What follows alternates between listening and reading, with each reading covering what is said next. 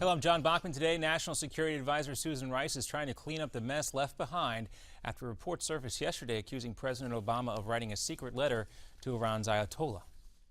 We are in no way engaged in any coordination, military coordination with Iran on countering ISIL.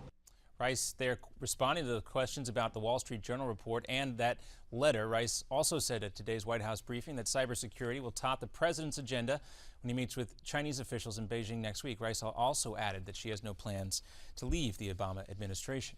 President Obama, of course, is having that meeting at the White House today with congressional leadership as both parties are still trying to come to grips with the new realities in Washington. Just before the meeting, the president said he's optimistic about all this talk of cooperation.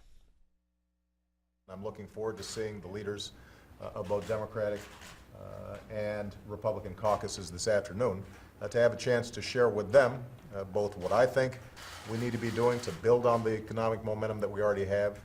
Well, the president says he wants to talk to Congress about approving more money to combat ISIS and Ebola. Republican leaders say they want to focus on the Keystone Pipeline, tax reform, Obamacare, and immigration. Also today, a former Russian army officer who defected to join the Taliban has pleaded not guilty to terrorism charges. Those charges stem from a 2009 attack on U.S. and Afghan forces. The suspect, Eric Ahmadulin, was in a federal courtroom earlier in Virginia. He's the first military detainee from Afghanistan to be tried in the U.S. If convicted, he faces 15 years in prison. Today, the judge ordered him held until his trial starts in April. Life in prison. And the drummer of AC/DC is no longer facing those murder-for-hire charges. Those charges were dropped due to insufficient evidence. However, Phil Rudd still faces drug possession and charges that he threatened to kill. 2 days ago, Rudd was arrested in New Zealand. AC/DC says the drummer's arrest will have no effect on the release date of their new album. And Iowa Senator-elect Joni Ernst showed up for her National Guard duty today. Ernst is an Iraqi war veteran and a lieutenant colonel in the National Guard. On Tuesday, Ernst became Iowa's first woman ever elected to Congress.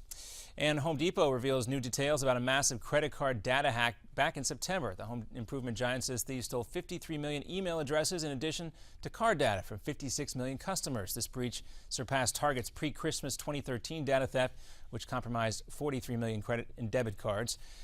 And this Saturday marks the 25th anniversary of the fall of the Berlin Wall. This Sunday, a divider which separated the German city for 28 years. Mr. Gorbachev, tear down this wall. President Reagan delivered that iconic speech back in 1987. 2 years later, 1 million people attended a pro-democracy demonstration in East Berlin. The gates were opened and the wall came down. In 1990, Germany was officially reunited. And that's your Newsmax Now update. I'm John Bachman. We'll have another one coming up for you in 30 minutes. Now back to Ed Berliner at Midpoint.